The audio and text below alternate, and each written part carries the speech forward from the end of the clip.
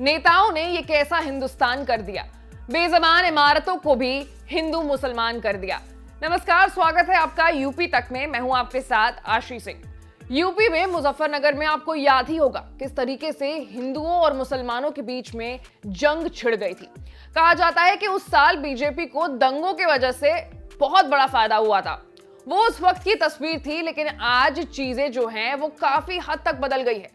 मुजफ्फरनगर की जनता उस वक्त जो बीजेपी पर भरोसा दिखा रही थी, वो अब बीजेपी से खफा नजर आ रही है, जिसका पूरा फायदा जो है वो ओवैसी साहब उठा रहे हैं।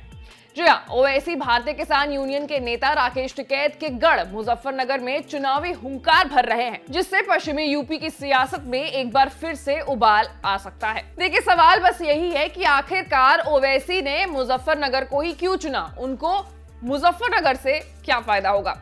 इसका जवाब भी हम आपको देते हैं।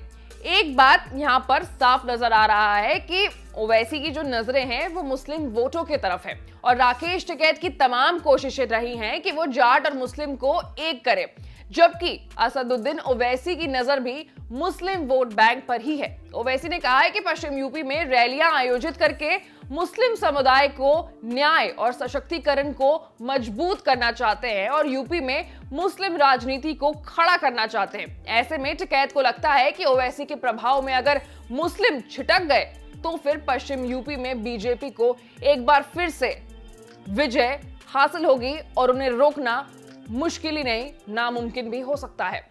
देखना यह होगा कि टिकैत के गढ़ में ओवैसी की सियासत अब क्या गुल खिलाती है। इस केमिस्ट्री से एक इक्वेशन साफ बनता नजर आ रहा है, और ये इक्वेशन है राकेश टिकैत बनाम असदुद्दीन ओवैसी। दरअसल राकेश टिकैत ने पिछले दिनों मुजफ्फरनगर की किसान महापंचायत में मंच से यूपी विधानसभा चुनाव में बीजेपी को वोट से चोट देने का ऐलान किया था। किसान आंदोलन के बहाने जाट मुस्लिम एकता के प्रयास में जुटे राकेश टिकैत की राह में सबसे बड़ी दिक्कत AIMIM बनकर सामने आ रही है।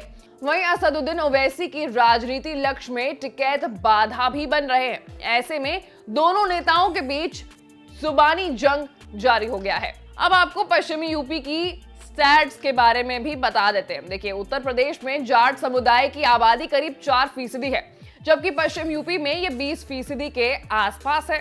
वहीं मुस्लिम आबादी यूपी में भले ही 20% है, लेकिन पश्चिमी यूपी में 35 से 50% तक है। जाट और मुस्लिम समुदाय पश्चिमी यूपी की 136 विधानसभा सीटों पर असर रखते हैं।